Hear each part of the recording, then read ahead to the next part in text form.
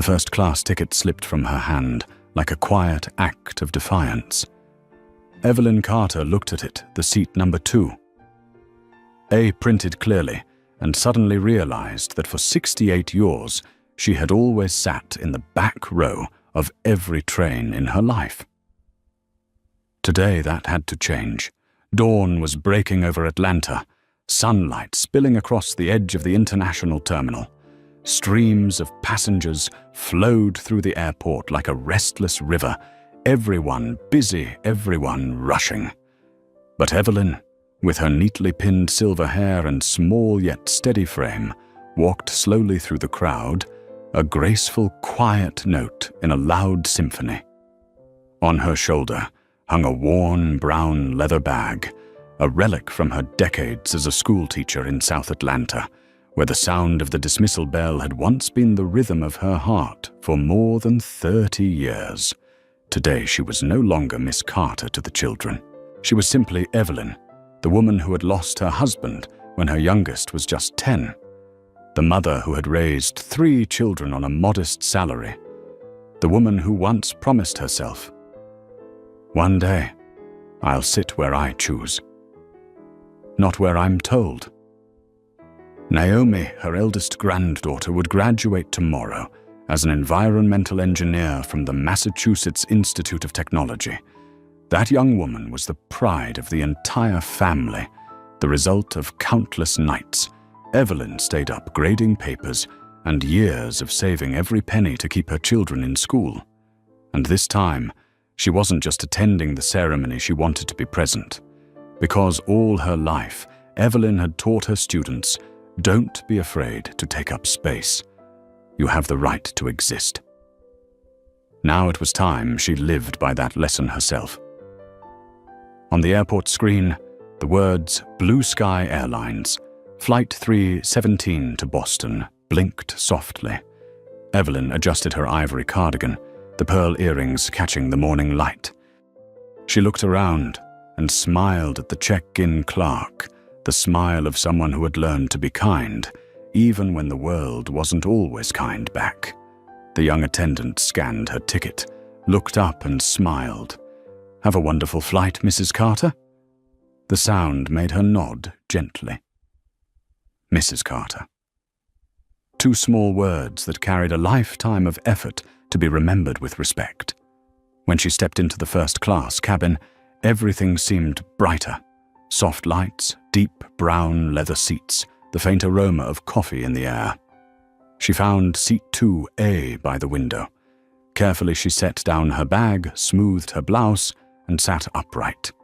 In that moment, her heartbeat slowed, steady calm filled with pride. A flight attendant smiled politely. "First time flying first class, ma'am. Do I look that easy to guess?" Evelyn chuckled, a spark of mischief in her eyes. "Not at all, you look wonderful," the young woman replied, walking away with a warmth that lingered in the air. Evelyn turned to the window. Golden sunlight traced the length of the plane's wing. Memories began to flow, like a film playing backward. Children laughing in the classroom, her daughter shouting, "Mum!" I got into college, the rumble of the bus on cold winter mornings. They blended into a quiet melody that stopped here in this present moment, where she sat in seat 2A, a seat she had never dared to imagine for herself. She wasn't flying for luxury. She was flying to be seen. Beside her, a middle-aged white man adjusted his tie and opened a laptop. A young woman in a black suit read the business section of a newspaper. They all looked busy, perfectly at home in this space. Evelyn, with her thin but steady hands folded gently in her lap, simply thought, "I may not be rich, but I have lived fully." A simple thought, yet one built upon decades of endurance, effort, and sacrifice. A faint breeze slipped through the cabin as the crew sealed the doors. Evelyn closed her eyes. "This time I will not shrink," she told herself. Inside her heart, a quiet fear still lingered, fear of being dismissed, of being doubted, of those familiar looks that questioned her place. But there was also something new, a power that was neither loud nor in need of approval. It was the power of choosing to sit in the seat she had chosen for herself. Behind her, someone laughed loudly and dropped a can of soda. A flight attendant apologized quickly. An announcement played over the speakers. The small chaos of life went on, but inside Evelyn's mind, there was only stillness. She pictured tomorrow, Naomi in her blue graduation gown, lifting her diploma high, her eyes bright with hope. Evelyn would sit in the front row, cheering just as she had cheered for her students years ago in that old school gym. She smiled a slow, deep smile carrying pride and peace. No one on that plane knew that the silver-haired woman in seat 2A had once been the first teacher to introduce a STEM program for Black students in Atlanta's public schools. No one knew she had fought to keep a child from being expelled for being poor. No one knew she had once been called the Quiet Storm by her students. And now that quiet storm sat in seat 2A, calm but ready. Before the plane began to taxi, Evelyn glanced out the small window. The sun had fully risen, and the light filled her eyes glimmering, not just with reflection, but with belief. At 68, she finally understood. No one gives you the right to belong. You must claim it for yourself. She placed her hand on the ticket, resting on her lap, and whispered softly, "It's time we learn to hold our own place in this life." A soft chime rang out, signaling the plane's departure. Evelyn sat tall and took a deep breath. Everything within her, the fear, the pride, the memories blended into that single timeless moment. She had no idea that within just a few hours the world would come to know the name Evelyn Carter. And it all began with seat 2A. No one knew that just 15 minutes after the plane took off, a small moment would ripple into a wave that shook all of America. But for now, everything was still the fragile calm before a storm that had yet to be named. The first-class cabin was filled with morning light. The steady hum of the engines blended with the soft rustle of magazines, the clicking of laptop keys, and the gentle roll of the service cart along the aisle. Evelyn Carter sat quietly in seat 2, her hand smoothing the fabric of her sweater as her gaze drifted out the window. Below her, Atlanta grew smaller, the green patches shrinking into silver squares like a chessboard gleaming under the dawn. The brunette flight attendant from earlier returned her polite smile, now warmer, more natural. "Coffee or orange juice, ma'am?" "Coffee, thank you. Black, no sugar." Her voice was gentle, yet firm, the sound of someone who had learned to keep order in a noisy classroom with nothing but a look. When the cup was placed on her tray, Evelyn gave a small nod of thanks. She inhaled softly, the scent of coffee, rising, evoking memories of early mornings spent grading papers under the glow of an old desk lamp, mornings when she thought she would never have the luxury of simply resting. Beside her, a man in a dark blue suit, somewhere in his 40s, spoke quietly into his phone. His words were filled with talk of market share, dividends, and contracts, his tone arrogant, one polished shoe resting carelessly against the seat in front of him. Evelyn glanced at him briefly, not in judgment, but in quiet recognition. She had met hundreds of people like him in her lifetime, people who were used to sitting at the front, used to being served, and used to believing they were born deserving of it. Across the aisle, a young woman with short, curly hair, wearing a denim jacket and brown boots, flipped through a travel magazine. Occasionally her eyes lifted, scanning the cabin. She carried a quiet confidence, sharp, steady, unshakable. Evelyn smiled faintly. The woman reminded her of Naomi in her college days, curious, bold, and unwilling to accept injustice. The cabin door closed and the seatbelt sign lit up. A calm male voice came through the speakers. "Good morning, passengers. Blue Sky Flight 317 to Boston will be departing in a few minutes. The flight time today is approximately 2 hours and 13 minutes. Evelyn placed her hand on her knee, her thumb brushing against the old wedding ring she had worn for 32 years since her husband passed. The ring had lost its shine, but to her, it was still a small light that had guided her through years of solitude. She closed her eyes. The engines grew louder, the plane vibrating gently. The feeling was familiar, but this time it was different. This time she wasn't squeezed between two strangers in row 28. She was at the front, with space to breathe, room to reflect. She thought of Naomi. That girl Evelyn smiled to herself. She's the reason her grandma is flying first class. When Naomi called to say she had been accepted to MIT, Evelyn cried, not out of pride, but because she remembered her former students who had been crushed under prejudice. She had taught children who had to fight just to sit at the front of a classroom. She knew too well that position was always about the right to be seen. A faint sound broke her thoughts, the soft click of the overhead compartment. A young blonde flight attendant walked past her face, composed, polite, but serious. Evelyn barely noticed. She was looking at a photo on her phone, Naomi in her graduation gown, eyes bright, holding up a model of a wind turbine. Grandma, I did it. Evelyn's heart warmed. In the row behind her, Rachel, the woman in the denim jacket, watched Evelyn through the gap between the seats. There was something about her posture, the steady hands, the calm gaze. Rachel couldn't explain it, but she felt that the woman carried a quiet authority, a kind of dignity that made even silence feel powerful. She tucked her magazine away and scrolled through her phone. A headline appeared. Another airline discrimination case sparks outrage. Rachel sighed. I hope today doesn't become another one of those stories, she thought. The wheels of the plane lifted off the runway. The feeling of ascent, the soft drift, then the smooth glide forward. Blue Sky Flight 317 had officially left Atlanta.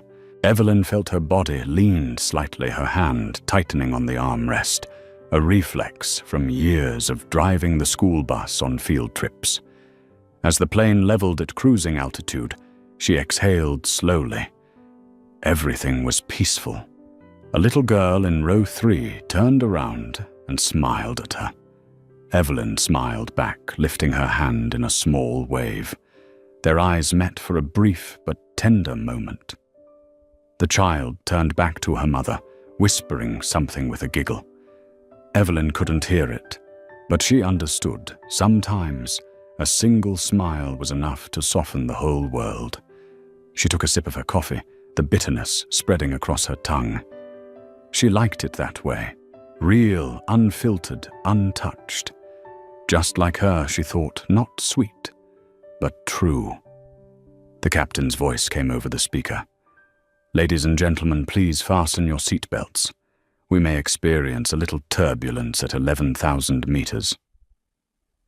Evelyn set down her cup and gripped the armrest. The plane trembled slightly, then steadied. The blonde flight attendant passed by, again her expression now tenser. Evelyn didn't know that it was that very look, the look of protocol and authority, that would soon become the spark of a story the entire nation would remember. But for now, she was just a passenger, a 68-year-old black woman, sitting in seat 2. Savoring a quiet morning above the clouds. She didn't know that within minutes, that calm would shatter, not because of turbulence in the air, but because of turbulence born of human prejudice. Evelyn turned her head toward the window. The clouds formed soft layers, sunlight spilling across them like golden silk. She thought to herself, "It's beautiful. I should take a photo for Naomi." She lifted her phone, the last photo of peace before the coming storm. Then, as if sensing it, Evelyn felt a chill run down her spine. She couldn't tell if it was the air conditioning or the intuition of someone who had lived long enough to recognize when change was near.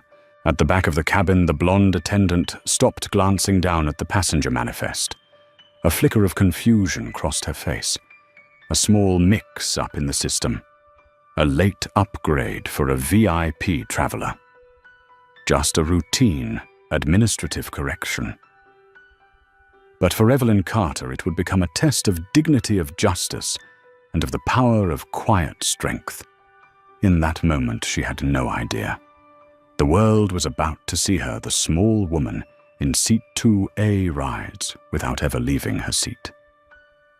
A soft chime echoed through the cabin. The overhead compartment door clicked shut. The service cart rolled slowly down the aisle. Everything seemed perfectly normal until a voice spoke beside Evelyn. "Excuse me, Mom. There seems to be a small issue with your seat." A simple sentence, yet within it was the faint slip of a world about to turn upside down. Evelyn looked up. In front of her stood a young flight attendant, blonde hair, bright face, and a polite smile that strained against her composure like a mask pulled too tight. Light glinted off the small name tag pinned to her uniform, Hannah.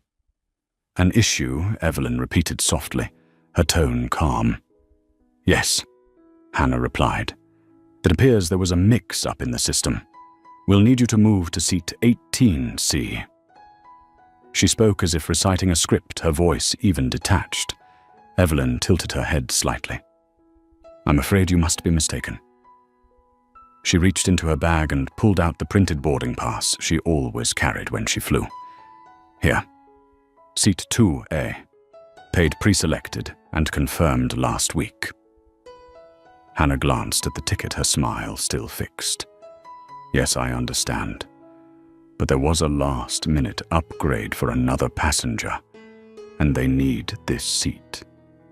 Need it. And what am I then?" Evelyn asked, her voice still quiet but edged with steel. The air in the cabin thickened.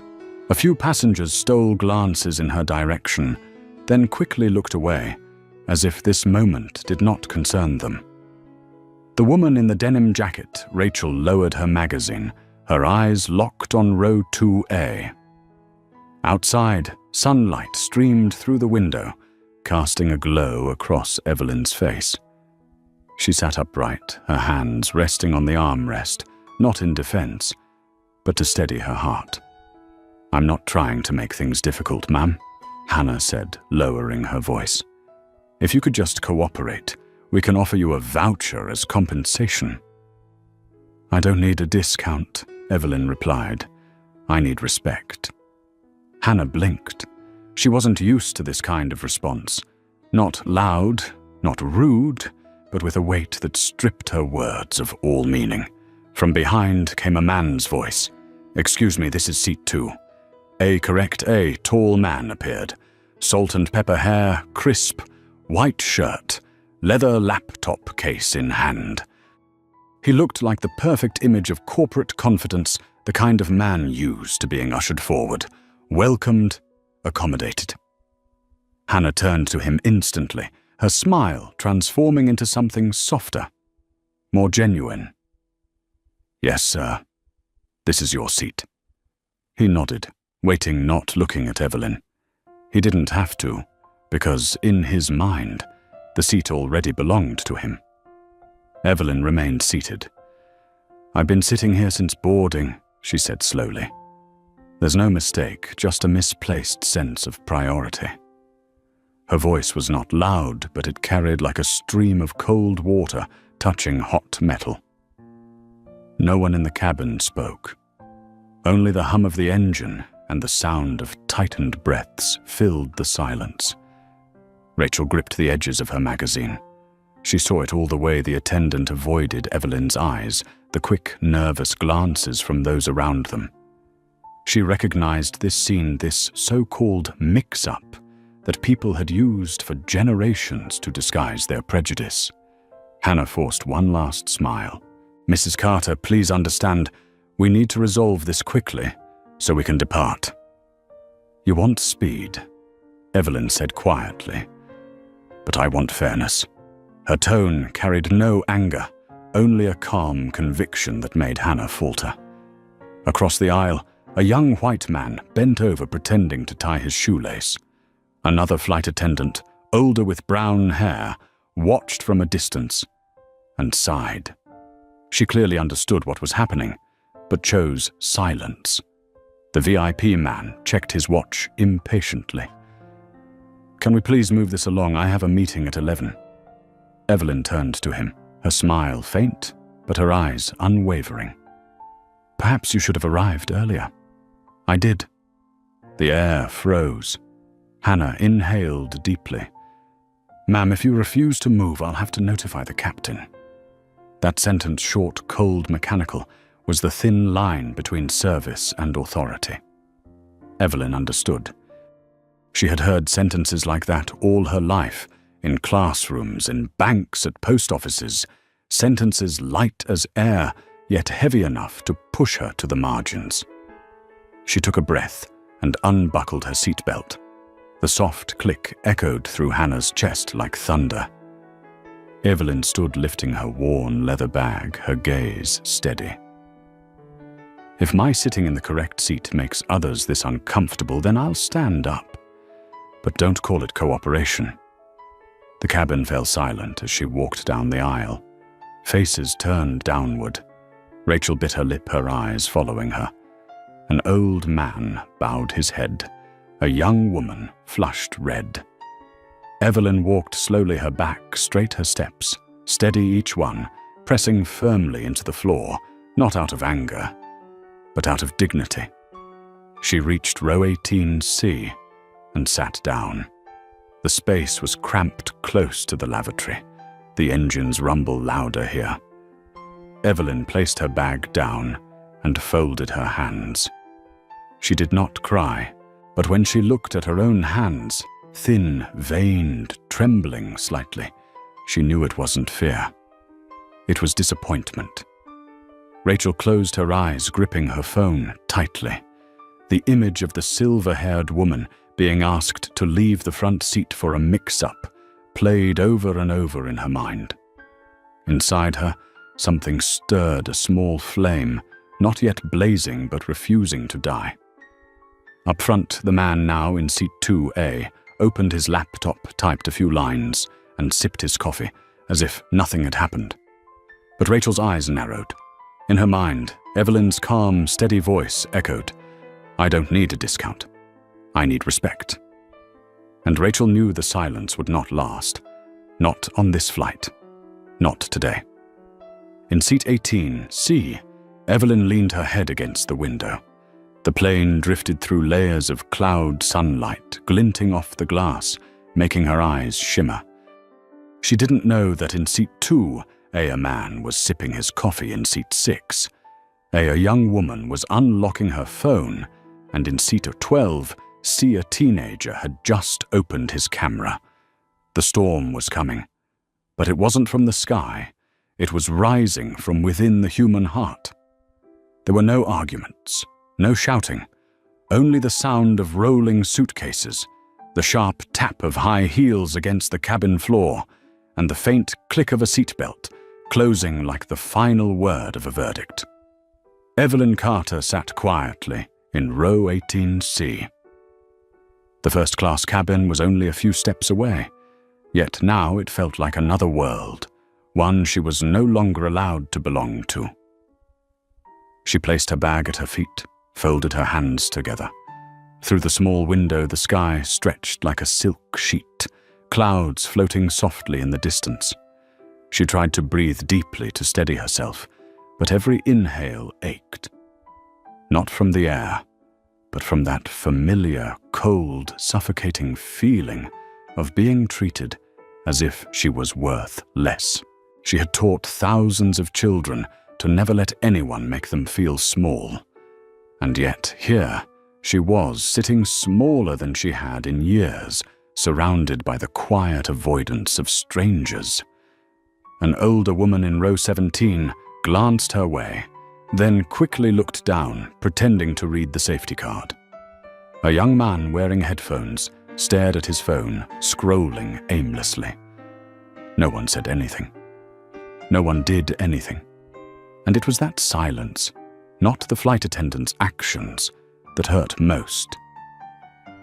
Up front, the VIP man had settled comfortably into seat 2, a laptop open, fingers tapping briskly against the keyboard. Light from the window cast a cool glow across his cheek. Hannah, the young blonde flight attendant, leaned forward and poured coffee. "Hot coffee for you, sir." "Thank you," he replied without looking up. Everything moved like a well-oiled machine, efficient, polished, and utterly devoid of empathy. Only one person couldn't sit still, Rachel. The woman in the denim jacket in row 3 leaned forward, peering through the narrow aisle. She could see Evelyn sitting upright, shoulders trembling faintly, hands pressed against her knees. There was no rage, no complaint. Only silence, dignified, heart-breaking silence. Rachel bit her lip. Part of her wanted to stand up and shout, "You can't treat her like that." But another part hesitated. What right do I have? Would they throw me off the plane? She thought of her mother, who years ago had been accused of stealing at a store simply because she wore an old jacket. Her mother had stayed silent, just like Evelyn, and that silence had killed a piece of the 10-year-old girl who watched it happen. Rachel took a deep breath. Not this time. She wouldn't stay silent. In row 18, Evelyn closed her eyes. The steady hum of the engine filled her ears, but her mind was chaos. A voice inside whispered, "I should have fought back. I should have stayed. I should have." But another voice, gentler, weary, replied, "No. You've lived long enough to know that not all resistance requires noise." She did not cry. Tears had become a luxury, long reserved for funerals, for troubled students, for lonely nights after class. Yet her eyes burned. Not from shame, but from sorrow for a world where even a valid ticket could not buy respect. Rachel slammed her magazine shut. The dry thud made a few passengers jump. She stood up. The sharp sound of her seat, snapping upright, sliced through the hum of the engines. "Excuse me," she said, her voice clear, steady. "What just happened here isn't right." Every head turned. Hannah hurried forward, her voice calm but nervous. "Ma'am, please take your seat. We're preparing for takeoff." "No, I'm not sitting down," Rachel said firmly, pointing toward row 18. "That woman, I saw her in seat 2A from the beginning. She had her ticket. You forced her to move so someone else could sit there." Why, no one answered. The silence this time was no longer harmless. It had shape. It had guilt. The man in 2A froze, looked up and frowned. Hannah bit her lip. "Ma'am, I'm just following the system. We had another passenger who needed that seat. And—" "Needed," Rachel interrupted. "I need one too, so does she. But only one person got priority. And we all know why." The air tightened. A faint tisk came from somewhere, then vanished into quiet. Every gaze turned toward the front. The entire cabin held its breath. Evelyn opened her eyes. She saw Rachel standing there, light streaming through the window, her face calm but her eyes blazing. Evelyn wanted to whisper, "Don't," but her throat closed. A part of her trembled with fear, afraid the girl might be dragged out. But another part of her felt warm. It had been so long since she'd seen anyone stand up for someone like her. Hannah looked around, seeking support, but found only the cold, watching eyes of passengers. Another flight attendant, older with brown hair, stepped forward and gently placed a hand on Hannah's shoulder. "I'll handle this," she said softly. She turned to Rachel, her tone low, controlled. "Ma'am, we can discuss this after takeoff. Please take your seat." Rachel narrowed her eyes. "No. If I sit down, I'm complicit. And I won't be complicit." The murmurs began. A man in row 5 spoke quietly. "She's right." A woman in row 7 nodded. I saw her sitting there first, too. The whispers grew rising like a tide. Each word cut through the sterile armor of procedure that Hannah was clinging to. In row 18, Evelyn felt her heart pounding. The scene before her blurred in the warm shimmer of tears. She hadn't wanted to cry, but this time her tears weren't from humiliation. They were from belief. Because someone in this world still saw her. The woman in denim stood there alone, but radiant, like the first crack in a wall of silence.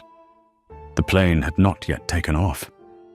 But in that narrow cabin, a tremor had begun. Not from the engines, but from the human heart. Evelyn leaned her head back against the seat, her gaze fixed on the front. And in her eyes, for the first time in many years, there was light again, the belief that sometimes all it takes is one person brave enough to stand up to make the whole sky move. No one thought a single voice from an ordinary passenger could shake an entire airplane cabin. But when Rachel Miller stood up, it wasn't just sound. It was a blow to the wall of silence that had stood for far too long. "I'm not sitting down."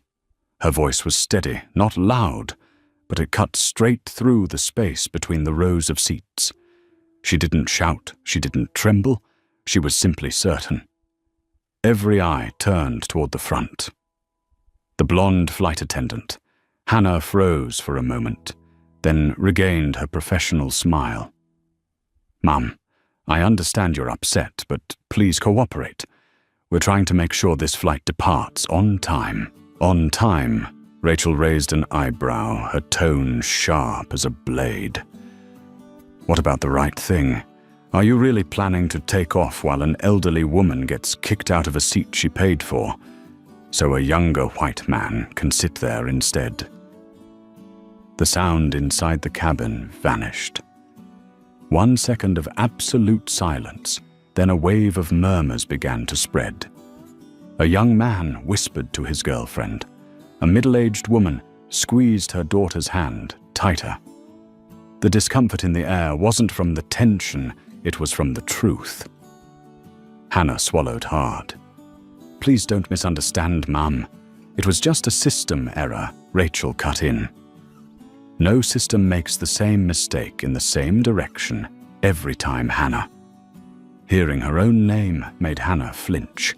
For the first time, she realized she was no longer hidden behind her uniform. Her throat felt dry, her hands trembled, no matter how tightly she clasped them. From seat 2, the salt and pepper-haired VIP man lowered his laptop, his voice deep but impatient. "Excuse me, but I think you're overreacting. I'm just sitting where I was told." Rachel turned sharply toward him, her eyes flashing. "And when you saw a woman forced out of her seat, you didn't think that was wrong. It's not my business." "Exactly. That's the problem." The last 3 words hit the floor like nails. A beat of silence. Then a man in row 4 spoke. "She's right. I saw it too. The woman boarded before him. Everything began to shift." A young woman in row 6 raised her hand. "Same here." I saw her show her boarding pass to the staff. A teenager in row 10 lifted his phone and started recording. "Got it. Now the whole world will see." The cold blue light from the camera illuminated the cabin, turning it into an unplanned stage. Hannah's face drained of color. She tried to speak, but her voice no longer flowed. Please, let's just stay calm." Rachel looked around, her voice low but heavy with meaning. Calm, calm for who? For the man in the wrong seat, or for the woman who was told she didn't belong in it? Her words weren't aimed only at Hannah. They pierced the invisible wall dividing the rows. A child looked up at her mother and whispered, "Mom, did they do something wrong?" The mother bit her lip and nodded slightly. A soft chime sounded, signaling the cabin door was still open. A chance either for justice or for silence was still there. In row 18, C. Evelyn sat up straight. Her hands gripped the armrest, her heart pounding. All her life she had taught her students to stand up for what's right. Yet here she was, sitting still. Rachel's voice echoed in her mind. No system makes the same mistake in the same direction. Evelyn understood it wasn't just about her anymore. She drew in a breath. But before she could speak, another voice rang out, a man's voice, rough, strong, filled with anger. I don't agree either. A man in his 40s wearing a sports jacket stood up from row 3. The cap on his head bore the logo of the Detroit Tigers. I was right here. I saw the whole thing. That woman was sitting first. Her boarding pass was clear, and they kicked her out to make room for someone else. That's disgraceful. A few claps sounded from the back, then more spreading like waves. Another passenger shouted, "Give her seat back." "Yeah, let her have her seat." The cabin erupted, like a dam finally bursting after too much pressure. Voices rose at once. The clicks of cameras, the sounds of recording started echoed from multiple phones. Hannah looked around, panicked. She grabbed the intercom and called the lead attendant. Her voice trembled. "We have a situation in first class." Evelyn remained seated, but her hands no longer shook.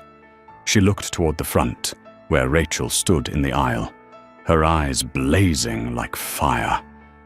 Evelyn's chest swelled with emotion, a deep mix of gratitude and worry.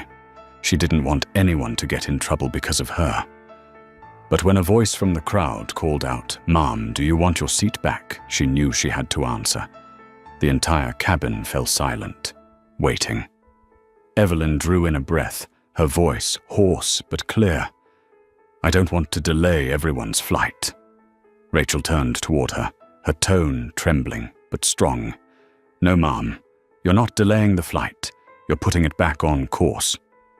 Applause filled the air, not scattered this time, but unified, powerful. The man in 2A sighed, closing his laptop. "Fine," he muttered. "I don't want to be on camera anyway." He stood, lowered his head, and slipped out into the aisle, moving down toward another row. No one clapped for him, but everyone looked at Evelyn. Hannah held her breath. The lead flight attendant, the older woman with brown hair, stepped forward, her voice firm but calm. "Ladies and gentlemen, we will be restoring Passenger Carter's original seat." A wave of relieved cheers rose through the cabin. Evelyn stood and walked slowly toward the front. No one avoided her eyes now. A few passengers reached out, touching her shoulder as she passed, whispering, "You did the right thing. We're with you." She reached seat 2A again. The same seat, yet it felt entirely different, no longer cold, but warm, grounded, reclaimed. As Evelyn sat down, Rachel smiled. Their eyes met, a silent exchange that carried the weight of everything that had just happened. Evelyn didn't say thank you because she didn't need to. Rachel didn't apologize because she didn't have to. Between them was an unspoken truth. Dignity doesn't need to be given. It just needs someone brave enough to keep it. When the plane finally took off, no one spoke. But somewhere, a red-haired teenager uploaded a 20-second video online. The caption was simple.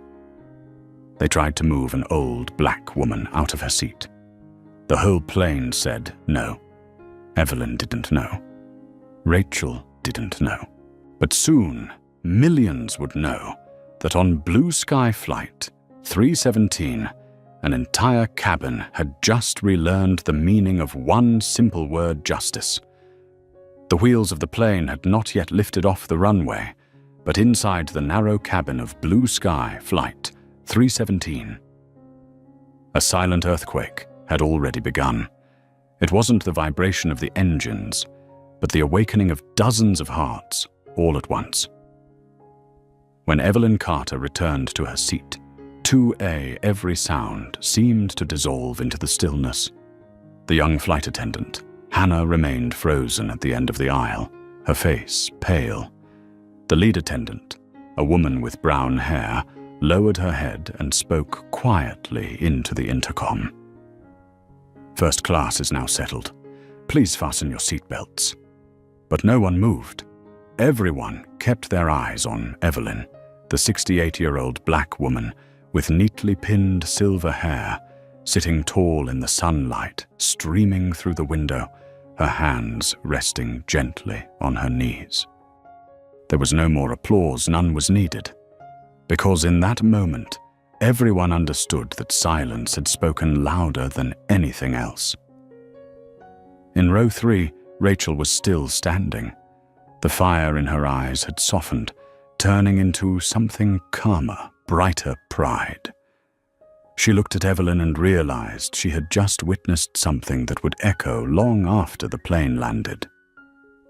The man in the Detroit Tigers cap exhaled, nodded toward Evelyn and said quietly, "You did the right thing, Mom." She turned, offering a faint but warm smile. The air inside the cabin had changed. The once avoidant glances were now direct, sincere. A young mother leaned toward her daughter, whispering softly, "You see, fairness isn't a gift. It's something you stand up to reclaim."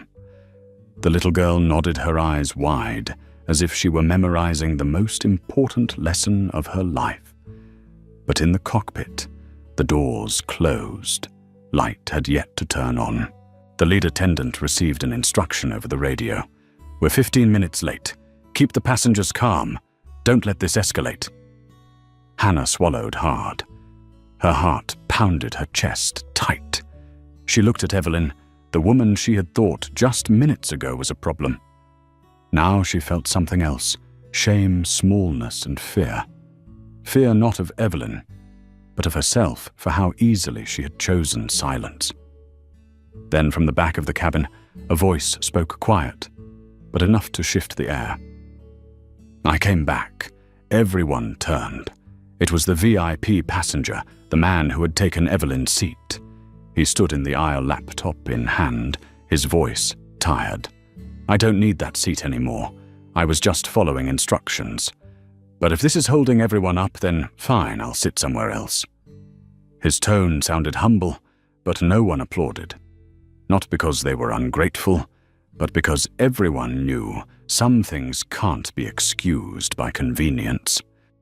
Rachel looked at him and said quietly, her words clear and cutting, "Doing the right thing doesn't need directions." The man lowered his head and walked toward the back, avoiding every pair of eyes. His seat, 2A, now belonged to its rightful owner. This time, not because of an upgrade, but because of something greater: dignity. As the plane prepared for takeoff, an unfamiliar sound filled the air, the click of dozens of phones recording. The red-haired teenager in row 12 had gone live. "Everyone, this is Blue Sky Flight 317. They kicked an elderly woman out of her seat in first class, and the whole cabin stood up for her. We just witnessed justice happen." Within minutes, the footage streamed across thousands of screens. A short caption appeared. They moved an old black woman out of her seat, and the plane said, "No." Seconds later came hundreds of shares, comments, reactions. But inside the plane, no one knew. They only felt it, that even before takeoff, this flight had already traveled farther than most. Evelyn leaned back into her seat, her hand resting over her heart. It was beating fast but steady, not from fear but from something deeper peace. She hadn't won anything. She had simply reclaimed what should never have been taken. She turned her head slightly to the right, where Rachel sat a few rows away. 2 women, 2 generations, 2 races, 2 eras, sharing one wordless look. An invisible thread connected them. Courage isn't inherited through blood, it's passed on through example. As the plane left the ground, morning light poured through the window, illuminating seat 2A. Evelyn gazed outside. The sky spread wide and deep and still. A sense of freedom washed through her. In her mind, she heard Naomi's voice, her granddaughter's voice, saying, "Grandma, I'm going to build a cleaner, fairer world." Evelyn smiled. Maybe she thought that world begins right here. In row 6, a middle-aged white man bent down, opened his notebook and wrote quickly. It wasn't shouting. It wasn't anger. It was the silence of a woman who refused to move. And all of us, we moved inside ourselves. He closed the notebook, looked up and watched Evelyn. Another young flight attendant leaned close to Hannah, whispering, "They filmed everything. This is going online." Hannah closed her eyes. She knew this wouldn't end here. But somewhere deep inside, something in her felt lighter. Because at least today, she had learned that no protocol is greater than human dignity. Evelyn placed her hand against the window. She watched the sky drift past sunlight, reflecting across her wrinkled hand, the same hand that once held chalk and wrote on a blackboard, "Respect is not earned. It's deserved." She chuckled softly. That sentence today, she was living it. The intercom crackled to life. "Ladies and gentlemen, thank you for your patience. We are now ready for takeoff." The plane trembled, then surged upward. At 10,000 meters above the ground below were layers of white clouds, and within the cabin a rare stillness, not of tension, but of reverence. The man in the tiger's cap turned to Rachel and said, "You know, I think we just witnessed a history lesson in the sky." Rachel smiled, her eyes still fixed ahead. "Not a lesson, sir. An awakening." Evelyn closed her eyes. She didn't know that by the time the plane landed, the video would have millions of views, tens of thousands of comments, and a wave of public outrage demanding an official apology from Blue Sky Airlines. She only knew that in this moment, high above the clouds for the first time in many years, she was sitting exactly where she belonged. Not because seat 2A was luxurious, but because for the first time, the small world around her had finally learned how to see a person. The plane had taken off, yet, inside the cabin, no one felt like they were flying. They were drifting in silence, in reflection, in the quiet aftershock of having witnessed something far greater than a simple flight. Evelyn Carter sat in seat 2A, her seat. The same leather cushion, the same soft light, the same scent of coffee hung in the air. But everything was different now. The space around her felt wider. Not because of physical distance, but because the atmosphere itself had shifted ever since the moment the entire cabin chose to stand for what was right.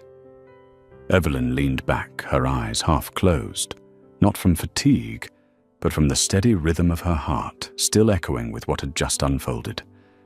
A rapid, yet steady beat, warm alive. She hadn't cried when she was forced out of her seat, nor when she was given it back. But now in the calm after, it all tears came softly quiet, gentle warm. Not tears of pain, but of relief. All her life she had taught others, use your wisdom to speak, not your anger.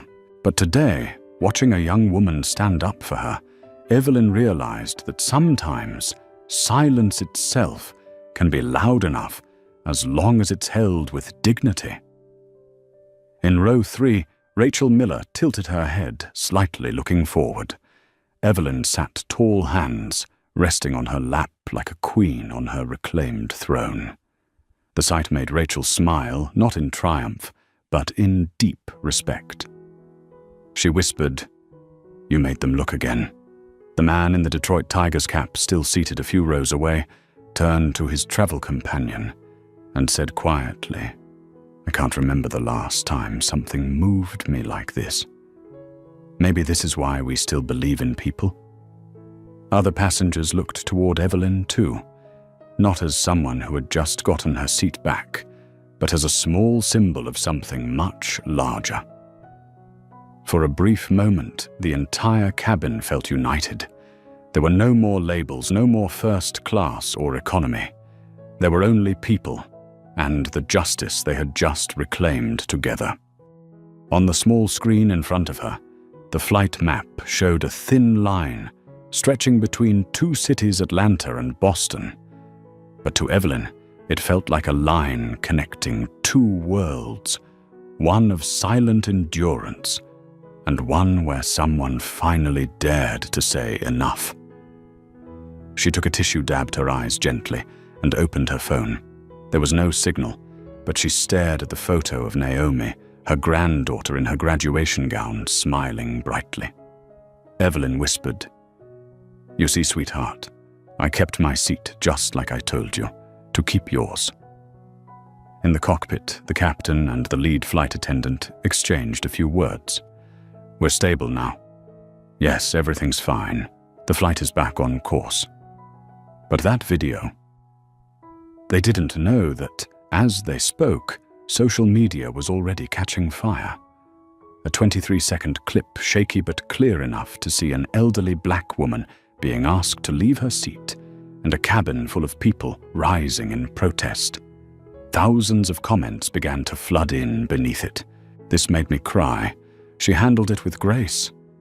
"Tag the airline. They need to see this." Within hours, the video would pass 1 million views. But inside Flight 317, no one knew. They were still living in the quiet version of a storm that was already breaking outside. Hannah, the young flight attendant, stood at the back, her mind spinning. Only minutes ago, she had been proud of how strictly she'd followed procedure. Now, every phrase of "we apologize for the inconvenience" echoed in her head like a crack across glass. She had done her job correctly, but had she done what was right? Slowly, she stepped forward, stopping beside seat 2. Her voice trembled. "Mrs. Carter, I want to apologize." Evelyn opened her eyes and looked up at the young woman. Her gaze was soft, not angry, not condescending. "What did you learn today?" she asked gently. Hannah swallowed hard. "That silence isn't always neutral." Evelyn smiled. "Then you've learned the most important lesson." Hannah bowed her head, eyes glistening. Her hands, once rigid and rehearsed, now trembled not from fear, but from shame. She didn't know it yet, but weeks later she would apply for a position at a non-profit dedicated to fairness and equity in customer service training. And this very moment, this quiet apology would be where that journey began. As the plane reached cruising altitude, the captain's voice came over the speakers. "Ladies and gentlemen, we've reached 30,000 feet. The skies are clear and our flight will be smooth." Evelyn turned to the window. The sky was so clear she could see the horizon curve. Up here, all differences vanished. Wealth, power, status, all reduced to specks of dust, floating in the same invisible air. She murmured softly to herself, "Up here, everyone's equal. If only the ground could be the same." Rachel leaned forward slightly, looking toward the front. She wanted to say thank you, but she didn't. She knew Evelyn didn't need to hear it. The calm presence of that woman was its own answer, louder than any words. She turned to the man in the tiger's cap and said quietly, she didn't need to win. She just needed to be seen. He nodded. And now the whole world will see her. Evelyn placed her hand on the cup of water on her tray, her fingers brushing the cool surface. She took a small sip, then glanced around. A few passengers met her eyes and nodded. No words. No noise. But the respect in their gaze was enough to warm the entire cabin. She leaned back against her seat. The silence returned, but it wasn't the silence of fear or submission that had filled the plane at the start of the flight. This was a different silence, peaceful, complete. The aircraft soared into the sunlight, slicing through layers of clouds. An old woman closed her eyes and smiled. A young woman watched her, her heart filled with renewed faith. A cabin full of strangers suddenly realized they were all on the same side. No one said victory. No one shouted justice. There was only one quiet truth. When one woman refuses to be moved from her rightful place, the world itself must move to make room for respect. When Blue Sky Flight 317 landed in Boston, the sun was already high. Golden light poured through the windows like honey. Passengers gathered their belongings. Seatbelts clicked open. Wheels bumped softly against the carpet. Everything seemed ordinary, except for one thing. No one left that flight as the same person who had boarded. Evelyn Carter stood, straightened her cardigan, and took her bag from the overhead bin. No one tried to squeeze past her. A man in row 4 stepped back with a small smile and said, "You go ahead, ma'am." A young woman helped her reach for the suitcase and whispered, "We saw everything. You did the right thing." Evelyn only nodded, her lips barely moving. "Thank you, dear."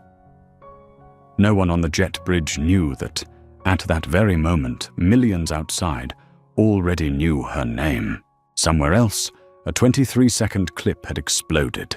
At 6:47 in the morning, Eastern Time on TikTok, the account at Fly Guy Jake posted a video. They moved an old black woman out of her first-class seat for some random dude. The whole plane said no. The footage was shaky and grainy, with only snatches of Rachel's voice and the sound of a man closing his laptop. Its rawness, unedited and unpolished, made it spread like fire riding the wind. The first comment read, "This broke my heart." She didn't even raise her voice. Then came thousands more tag the airline. She deserves a public apology. I can't believe this is still happening in 2025. Within 2 hours, the video reached 2.3 million views and 600,000 shares, and it was stitched, commented on, and analyzed by hundreds of large accounts. The hashtag number sign, Seat 2A, began to appear. Then number sign, Respect First. Then number sign, Evelyn Carter. By midday, America was saying that name, the silver-haired woman who made a cabin full of people wake up. When the plane reached the gate, Evelyn's phone lit up again and again. Messages poured in like a summer downpour. From her son, Marcus Mom, "Everyone's talking about you online. Are you okay?" From a former colleague, Miss Davis, at Jefferson Elementary. "Evelyn, I saw the clip. I cried. I'm so proud of you." She read them without fully understanding. She had never gone viral in her life. She only knew she had defended her seat not to be famous, but to hold on to something deeper dignity. She silenced the alerts and walked off the plane. No one there knew who she was. But as she passed Gate 14, a security officer recognized the face from his phone and bowed his head slightly. "Good morning, Mrs. Carter." "Thank you." She paused. "You recognize me? I think everyone is beginning to recognize you." Meanwhile, at Blue Sky Airlines headquarters in Chicago, the communications floor was chaos. Screens showed the video flooding every platform. The communications manager shouted, "Shut down all ads. Do not let number sign Blue Sky Racist climb the charts." Another staffer blurted, "They are calling for a boycott Twitter, Facebook, TikTok, everywhere." The public relations director slammed a hand on the table. "Put out a statement. Immediately say it was a technical error and that we apologize for the inconvenience." A young staffer's voice shook. "But inconvenience sounds hollow. There is no time for feelings. Write it." Hours later, the airline's Twitter feed posted, "We are aware of a seating mix-up on Blue Sky Flight 317. Blue Sky is committed to fair and respectful service for all passengers. We apologize for any inconvenience caused." The last line, "any inconvenience," broke the dam. Replies poured in. Inconvenience, she was humiliated in front of the entire cabin. This isn't a system glitch, this is bias. A real apology calls the problem by its name. Every tweet landed like a blow to the company's reputation. Within 24 hours, Blue Sky's stock dipped about 3%. But worse than that, customer trust went into freefall. Evelyn did not read any of it. She sat in a taxi on the way to her hotel, watching the yellowing trees slide past. Her head was tired, but her heart was calm. She wanted a warm shower, a light dinner, and tomorrow morning, the sight of Naomi at her graduation. Her phone buzzed without stopping, hundreds of unread notifications, but she let them go. She did not want noise. She wanted peace, the same peace that had somehow shaken the world. On a large screen in a coffee shop near the concourse, CNN rolled a headline, "The social media storm called Seat 2A." An elderly passenger asked to leave her first-class seat for reasons not yet confirmed. Witnesses call it discrimination. Blue Sky Airlines faces pressure to issue a public apology. People around the cafe watched closely. A man murmured, "I thought things like that only happened in movies." A young woman added, "No, it happens every day today. Someone just filmed it." The shop fell quiet for a few seconds as the final frame of the clip filled the screen. Evelyn Carter seated in 2A, looking out the window, morning light helloing her silver hair. The subtitle read, "She didn't shout. She didn't fight. She just stayed seated." A hush spread through the room, the hush of respect. That night, Evelyn lay in her hotel room. The window was cracked open, Boston's breeze stirring the curtain. On the table, her phone still glowed with notifications, calls, messages. One of them was an email from the Morning Circle show. "We would love to invite Mrs. Carter to join our program tomorrow morning. You are inspiring millions." Evelyn did not reply. She exhaled softly, closed the phone, and whispered, "I did not set out to inspire. I just wanted to sit in my seat." She turned off the light. Outside, the city still blazed with neon and headlines. Across America, people were saying her name. And from the quiet of that small room, an ordinary woman had become a symbol of dignity, simply because she refused to get up. The next morning, the Boston sky was clear and bright, but Evelyn Carter still hadn't slept.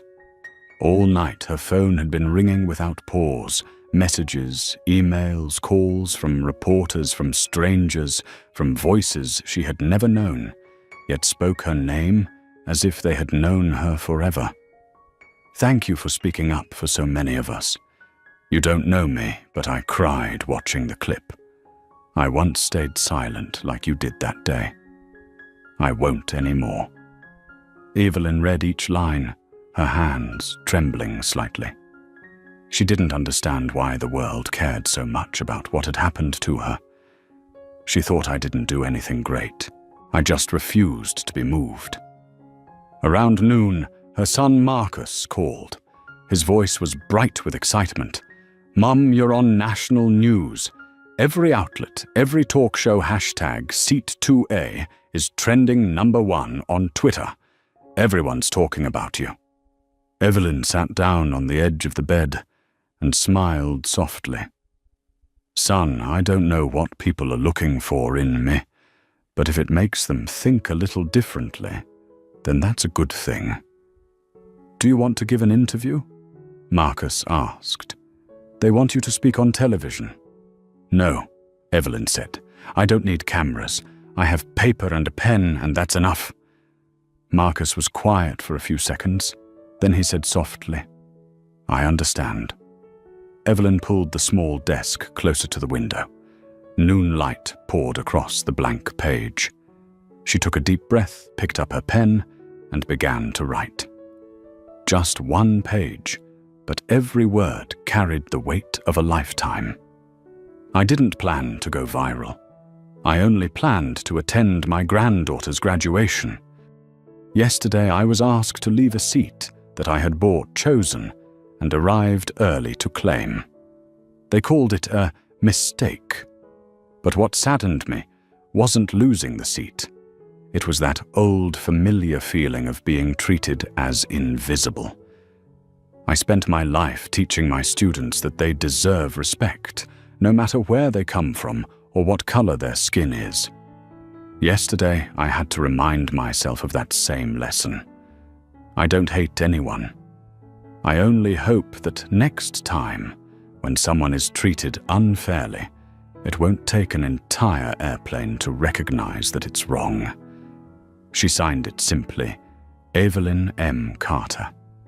Marcus posted the letter on social media with a short caption. "These are my mother's words, the woman who didn't need to shout to be heard." Within 4 hours, the post had over 400,000 shares, millions of interactions, and was quoted on every platform. That evening talk shows opened with one headline: "I didn't go viral. I just refused to move." People began calling Evelyn Carter the Grandma of Dignity. A teacher, a politician, a black artist each wrote, "We need more Evelyns in this world." In the quiet of her small room, Evelyn sat still, the letter she had written resting in her hand. Outside, the autumn wind drifted past the window, swirling golden leaves against the glass. She knew then that her story was no longer just about one flight. It was the story of everyone who had ever been told to give up their seat for someone deemed more important. And now she no longer had to teach anyone. The world was teaching itself again, that lesson from a woman who simply stayed where she belonged. Saturday morning dawned crystal clear over Boston. On the campus of the Massachusetts Institute of Technology, thousands of graduates in black robes prepared to cross the invisible line between learning and living. Among the sea of people, Evelyn Carter appeared in a simple navy blue dress, a wide-brimmed hat, and her old pearl earrings. She didn't walk quickly. She moved slowly. Each step measured, each breath steady, as if every movement was a quiet affirmation that she belonged in this world, in this moment, exactly where she stood. A security officer approached her with a smile. "Are you Mrs. Evelyn Carter?" "Yes," she replied. "I'm here to see my granddaughter graduate." He nodded and gestured politely. "Please follow me. There's a special seat reserved just for you." Evelyn looked puzzled. At the front row, just behind the university leadership, was a single empty chair. On it sat a small sign, "Guest of Honor, Mrs. Evelyn Carter." She froze in silence. No one had ordered her to sit there. No one had given up their seat. That chair had been offered to her freely out of genuine respect. When the ceremonial music began, the procession of students marched by. Each name echoed through the crowd, followed by bursts of applause. And then, the name she had waited a lifetime to hear rose into the air. Naomi Elise Carter. Evelyn stood up. Her eyes glistened, but her smile shone bright as the early summer sun. Naomi stepped onto the stage, her graduation gown fluttering in the breeze, her face glowing with pride. When she looked down and saw her grandmother, her lips trembled and then broke into tears. After the ceremony, they embraced beneath a red maple tree. Naomi's voice quivered. "I saw everything, Grandma. The video, your letter, everyone at school is talking about you." Evelyn smiled gently, brushing a strand of hair from her granddaughter's face. "I didn't mean to teach any more lessons," she said softly. "But maybe life decided to teach alongside me." "They're calling you a symbol," Naomi whispered. "The grandma of dignity." Evelyn shook her head. "I'm no symbol. I'm just someone who refused to give her seat to something wrong." That afternoon, when she returned to her hotel, an envelope waited for her at the front desk. The Blue Sky Airlines logo was embossed faintly on the paper. Inside was an elegant invitation signed by the company's chief executive officer. "We would be honored to invite Mrs. Evelyn Carter to serve as the keynote speaker at the Global Equality Conference to share her inspiring message of respect and inclusion." Evelyn read the letter slowly, line by line. Then she smiled, not bitterly, not with pride, just the quiet smile of someone who understood the value of silence. She dialed the number listed in the letter. "I'm very grateful for the invitation," she said, her voice calm as a breeze. The voice on the other end brightened immediately. "Of course, Mrs. Carter, we'd be deeply honored," Evelyn interrupted, gentle but firm. "But I won't be attending. May I ask why, Mrs. Carter?" She answered softly, "Because I wasn't invited to speak. I already did the moment I chose not to leave my seat." She hung up, stood by the window, and opened it. The wind carried the scent of fresh grass and the distant chime of church bells. Below the city pulsed with life cars, footsteps, countless stories, each person fighting their own small battle to be seen. Evelyn whispered quietly, as if bidding farewell to the woman she had been yesterday. "Sometimes the most powerful speech is the one delivered in silence."